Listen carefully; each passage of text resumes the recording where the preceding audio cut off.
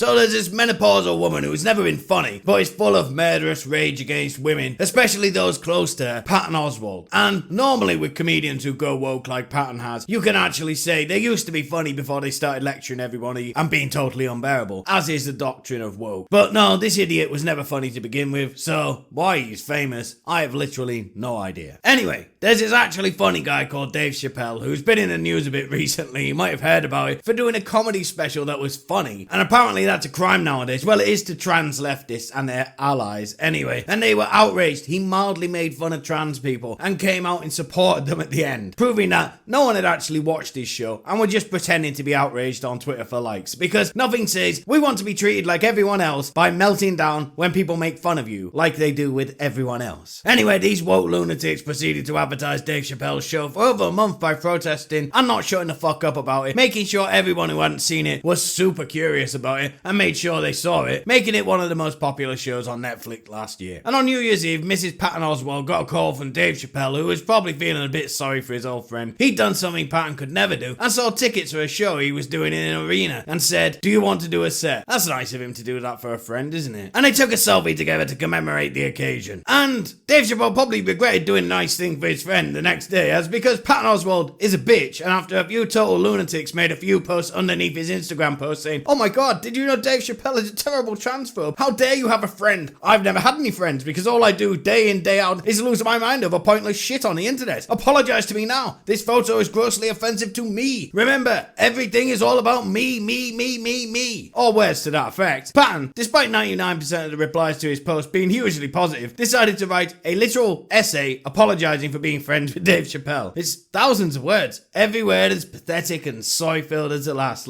But we also 100% disagree about transgender rights and representation. I support trans people's rights, anyone's rights, to live safely in the world as their fullest selves. I think Dave Chappelle does as well. He's basically saying that Dave Chappelle wants all trans people to be murdered here. Here's the funniest part here. He says, "Also, I've been carrying a lot of guilt about friends I've cut off who had views which I couldn't agree with. Oh wow, I bet being around this guy is tons of fun. It's just you can't disagree with him on anything. What a way to live life, eh?" Then a sentence later, he says, "I'm a loyal friend." Well, buddy, you're not. You've just said you cut people off if you don't agree with them, and you just made Dave Chappelle out to sound like he wanted to genocide all trans people, so you can appease the perceived mob against you and turn it on to him. And these people are a loud, shrieking minority anyway. He also says, "I'm an LGBT ally." Well, he does look like a 70-year-old lesbian in that photo that got the blue-haired eyes melting down, so maybe he's got a point there. Anyway, once again, proving the point. You can never satisfy the mob, ever. So don't even bother trying, or you'll look like a fat little bitch who murdered his first wife. That's it for today's video. Don't forget to like and share the video and subscribe to see more content like this. Thanks, bye.